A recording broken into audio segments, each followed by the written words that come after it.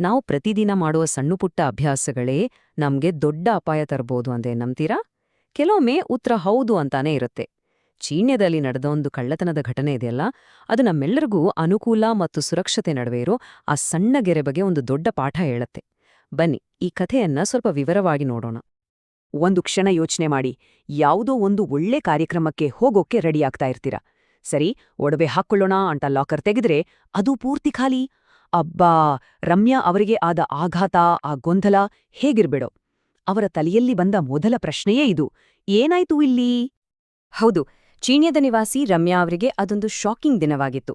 ಸಂಬಂಧಿಕರ ಮನೆಗೆ ಹೋಗೋ ಸಂಭ್ರಮದಲ್ಲಿದ್ದ ಅವರಿಗೆ ತಮ್ಮ ಮನೆಯಲ್ಲೇ ಇಂಥದ್ದೊಂದು ಆಘಾತ ಕಾದಿರುತ್ತೆ ಅಂತ ಅವರು ಅಂದುಕೊಂಡೇ ಇರಲಿಲ್ಲ. ಈ ಒಂದು ಘಟನೆ ಅವರ ಇಡೀ ದಿನದ ಖುಷಿಯನ್ನೇ ಹಾಳು ಮಾಡ್ಬಿಟ್ಟಿತ್ತು. ಲಾಕರ್ ತೆಗೆದ ಮರುಕ್ಷಣವೇ ರಮ್ಯಾ ಅವರಿಗೆ ಪರಿಸ್ಥಿತಿ ಅರ್ಥವಾಗಿ ಹೋಯ್ತು. ತಾವು ಅಷ್ಟು ಸೇಫ್ ಅಂತ ನಂಬಿದ್ದ ಜಾಗದಲ್ಲಿ ತಾವು ಕಷ್ಟಪಟ್ಟು ಕೂಡಿಟ್ಟಿದ್ದ ಬೆಲೆಬಾಳುವ ವಸ್ತುಗಳು ಇರ್ಲಿಲ್ಲ. ಇದು ಬೇರೇನೇನೂ ಅಲ್ಲ, ಇದು ಪಕ್ಕಾ ಕಳ್ಳತನ ಅಂತ ಅವರಿಗೆ ಖಾತ್ರಿಯಾಯ್ತು. ಸರಿ, ಈ ಕಳ್ಳತನ ಆಗೋಕೆ ಹೇಗ್ ಸಾಧ್ಯವಾಯಿತು? ಈ ಪ್ರಶ್ನೆಗೆ ಉತ್ತರ ಸಿಗ್ಬೇಕಂದ್ರೆ ನಾವು ಬರೀ ಕಳ್ಳತನವನ್ನ ನೋಡಿದ್ರೆ ಸಾಲ್ದು. ಆ ಕುಟುಂಬದ ದೈನಂದಿನ ಜೀವನ, ಅವರ ಅಭ್ಯಾಸಗಳು ಹೇಗಿತ್ತು ಅಂತಾನೂ ಸ್ವಲ್ಪ ಗಮನಿಸ್ಬೇಕು. ಯಾಕಂದ್ರೆ ಕೆಲವೊಮ್ಮೆ ನಮ್ಮ ಅನುಕೂಲಕ್ಕಾಗಿ ಮಾಡ್ಕೊಂಡ ಸಣ್ಣ ವಿಷಯಗಳೇ ದೊಡ್ಡ ಅನಾಹುತಕ್ಕೆ ಕಾರಣ ಆಗ್ಬಿಡ್ತವೆ. ಇದು ರಮ್ಯಾ ಅವರ ಕುಟುಂಬದ ಪರಿಚಯ. ಮನೆಯಲ್ಲಿ ಅವರ ಜೊತೆ 2 ಮಕ್ಕಳಿದ್ರು. ಅವರ ಪತಿ ಸೋಮನಾಥ್ ಪಾವಗಡದಲ್ಲಿ ಹೋಟೆಲ್ ನಡೆಸ್ತಿದ್ರು, ಹಾಗಾಗಿ ಆಗಾಗ ಮನೆಗೆ ಬಂದು ಹೋಗ್ತಾ ಇದ್ರು. ಇನ್ನು ರಮ್ಯಾ ಅವರು ಧರ್ಮಸ್ಥಳ ಸಂಘದ ಸೇವಾ ಪ್ರತಿನಿಧಿಯಾಗಿ ಕೆಲಸ ಮಾಡ್ತಿದ್ರಿಂದ ಪ್ರತಿದಿನ ಮನೆಯಿಂದ ಹೊರಗೆ ಹೋಗಲೇಬೇಕಾದ ಪರಿಸ್ಥಿತಿ ಇತ್ತು. ಇಲ್ಲೇ ನೋಡಿ, ಕಥೆಗೆ ಒಂದು ದೊಡ್ಡ ತಿರುವು ಸಿಕ್ಕಿದ್ದು. ರಮ್ಯಾ ಅವರು ಪ್ರತಿದಿನ ಕೆಲ್ಸಕ್ಕೆ ಹೋಗುವಾಗ ಶಾಲೆಯಿಂದ ಬರುವ ಮಕ್ಕಳಿಗೆ ಕಷ್ಟ ಆಗ್ಬಾರ್ದು ಅಂತ ಮನೆಯ ಕೀಲಿಯನ್ನ ಹೊರಗಡೆ ಇರುವ ಬಾತ್ರೂಮ್ ಗೋಡೆಯ ಸಂದಿಯಲ್ಲಿ ಇಡೋ ಅಭ್ಯಾಸ ಮಾಡಿಕೊಂಡಿದ್ರು. ನೋಡೋಕೆ ಇದೊಂದು ಸಣ್ಣ ಅನುಕೂಲ ಅಷ್ಟೇ, ಆದ್ರೆ ಇದೇ ಅಭ್ಯಾಸ ಕಳ್ಳರಿಗೆ ಮನೆಯ ಬಾಗಿಲನ್ನೇ ತೆರೆದುಕೊಟ್ಟಿತ್ತು.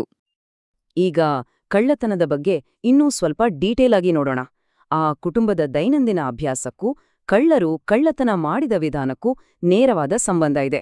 ಕಳ್ಳರು ಯಾವುದೇ ಬಲವಂತ ಮಾಡದೆ ಸಲೀಸಾಗಿ ಮನೆಯೊಳಗೆ ಬಂದು ಲಾಕರ್ ತೆಗೆದಿದ್ದು ಹೇಗೆ ಅನ್ನೋದು ಇದರಿಂದ ಸ್ಪಷ್ಟವಾಗತ್ತೆ. ಕಳ್ಳತನವಾದ ವಸ್ತುಗಳು ಯಾವುದು ಅಂದ್ರೆ ಪೈನೋಲೆ, ಉಂಗುರುಗಳು, ಮಕ್ಕಳ ಉಂಗುರುಗಳು ಮತ್ತೆ ಹರಳಿನ ಓಲೆ ಸೇರಿ ಒಟ್ಟು 14.5 ಗ್ರಾಂ ಚಿನ್ನ. ಅದರ ಜೊತೆಗೆ 10,000 ರೂಪಾಯಿ ನಗದು. ಒಂದು ಮಧ್ಯಮ ವರ್ಗದ ಕುಟುಂಬಕ್ಕೆ ಇದು ನಿಜವಾಗ್ಲೂ ತುಂಬಾನೇ ದೊಡ್ಡ ನಷ್ಟ ಅಲ್ವಾ? ಒಟ್ಟಾರೆಯಾಗಿ ಸುಮಾರು 1,30,500 ರೂಪಾಯಿ ಮೌಲ್ಯದ ವಸ್ತುಗಳು ಕಳವಾಗಿದ್ದು. ಇದು ಬರೀ ಒಂದು ನಂಬರ್ ಅಲ್ಲ, ಆ ಕುಟುಂಬದ ವರ್ಷಗಳ ಶ್ರಮ, ಅವರ ಉಳಿತಾಯ ಎಲ್ಲವೂ ಆಗಿತ್ತು. ಇಲ್ಲೇ ನೋಡಿ, ಎಲ್ಲರಿಗೂ ಕುತೂಹಲ ಶುರುವಾಗೋದು. ಮನೆಗೆ ಬೀಗ ಹಾಕಿದೆ, ಲಾಕರ್ಗೂ ಬೀಗ ಹಾಕಿದೆ. ಆದರೂ ಯಾವುದೇ ಬೀಗ ಮುರಿದ ಕುರುಹುಗಳೇ ಇಲ್ಲದೆ ಕಳ್ಳರು ತಮ್ಮ ಕೆಲಸವನ್ನು ಅಷ್ಟು ನೀಟಾಗಿ ಮುಗಿಸಿದ್ದು ಹೇಗೆ? ಉತ್ತರ ಅವರ ಆ ಸಣ್ಣ ಅಭ್ಯಾಸದಲ್ಲೇ ಅಡಗಿತ್ತು. ಹಾಗಾದ್ರೆ ಆಗಿದ್ದೇನು? ಪೊಲೀಸರ ಪ್ರಕಾರ ರಮ್ಯಾ ಅವರ ಈ ಕೀಲಿಡೋ ಅಭ್ಯಾಸವನ್ನ ಯಾರೋ ಗಮನಿಸ್ತಿದ್ರು. ಮೊದಲು ಆಚೆ ಇಟ್ಟಿದ್ದ ಮನೆಯ ಕೀಲಿಯನ್ನೇ ಬಳಸಿ ಸುಲಭವಾಗಿ ಮನೆಯೊಳಗೆ ಬಂದಿದ್ದಾರೆ. ನಂತರ ಮನೆಯೊಳಗೆ ಬಟ್ಟೆಗಳ ಕೆಳಗಿಟ್ಟಿದ್ದ ಲಾಕರ್ ಕೀಲಿಯನ್ನು ಹುಡುಕಿ ತೆಗೆದಿದ್ದಾರೆ. ಹೀಗೆ 2 ಕೀಲಿಗಳನ್ನು ಬಳಸ್ಕೊಂಡು ತುಂಬಾನೇ ಸಲೀಸಾಗಿ ಕಳ್ಳತನ ಮಾಡಿ ಮುಗಿಸಿದ್ದಾರೆ. ಕಳ್ಳತನ ಆಗಿದ್ದು ತಿಳಿದು ಶಾಕ್ ಆದ್ರೂ ರಮ್ಯಾ ಅವರು ಧೈರ್ಯ ಕಳೆದುಕೊಳ್ಳಿಲ್ಲ. ಅವರು ತಕ್ಷಣವೇ ಮುಂದೇನು ಮಾಡ್ಬೇಕು ಅಂತ ಯೋಚಿಸಿ ಕ್ರಮ ಕೈಗೊಂಡ್ರು. ಘಟನೆಯ ನಂತರ ಅವರು ಏನ್ ಮಾಡಿದ್ರು ಅಂತ ನೋಡೋಣ ಬನ್ನಿ. ಮೊದಲಿಗೆ ಅವರು ತಮ್ಮ ಮಕ್ಕಳ ಹತ್ರ ವಿಚಾರಿಸಿದ್ರು, ಆದ್ರೆ ಮಕ್ಕಳಿಗೆ ಏನೂ ಗೊತ್ತಿರ್ಲಿಲ್ಲ. ನಂತರ ತಕ್ಷಣವೇ ತಮ್ಮ ಪತಿಗೆ ವಿಷಯ ತಿಳಿಸಿದ್ರು. ಕೊನೆಗೆ ಕಾನೂನು ಪ್ರಕಾರ ಕ್ರಮ ಕೈಗೊಳ್ಳಿ ಅಂತ ಪೊಲೀಸ್ ಠಾಣೆಗೆ ಹೋಗಿ ದೂರು ದಾಖಲಿಸಿದ್ರು. ಇದೊಂದು ಜವಾಬ್ದಾರಿಯುತ ನಡವಳಿಕೆ. ಅವರು ತಮ್ಮ ದೂರನಲ್ಲೂ ಇದೇ ಶಂಕೆಯನ್ನು ಸ್ಪಷ್ಟವಾಗಿ ಹೇಳಿದ್ದಾರೆ. ಯಾರೋ ನಾವ್ ಆಚೆ ಇಡುತ್ತಿದ್ದ ಕೀಲಿಯನ್ನೇ ಬಳಸಿ ಮನೆಯೊಳಗೆ ಬಂದು ನಂತರ ಒಳಗಿಟ್ಟಿದ್ದ ಲಾಕರ್ ಕೀಲಿ ಹುಡುಕಿ ಈ ಕೃತ್ಯ ಎಸಗಿದ್ದಾರೆ ಅಂತ ಅವರು ತಿಳಿಸಿದ್ದಾರೆ. ದೂರು ದಾಖಲಾದ ನಂತರ ಸಹಜವಾಗಿಯೇ ಪ್ರಕರಣ ಪೊಲೀಸರ ಕೈಗೆ ಹೋಯಿತು. ಇನ್ಮುಂದೆ ಈ ಕಥೆ ಕಾನೂನು ಮತ್ತು ತನಿಖೆಯ ದಾರಿಯಲ್ಲಿ ಸಾಗುತ್ತೆ. ಸದ್ಯಕ್ಕೆ ಪೊಲೀಸರು ಕೇಸ್ ದಾಖಲಿಸಿಕೊಂಡು ಕಳ್ಳರನ್ನು ಹಿಡಿಯೋಕೆ ತನಿಖೆ ಶುರು ಮಾಡಿದ್ದಾರೆ. ತನಿಖೆ ನಡೀತಿದೆ.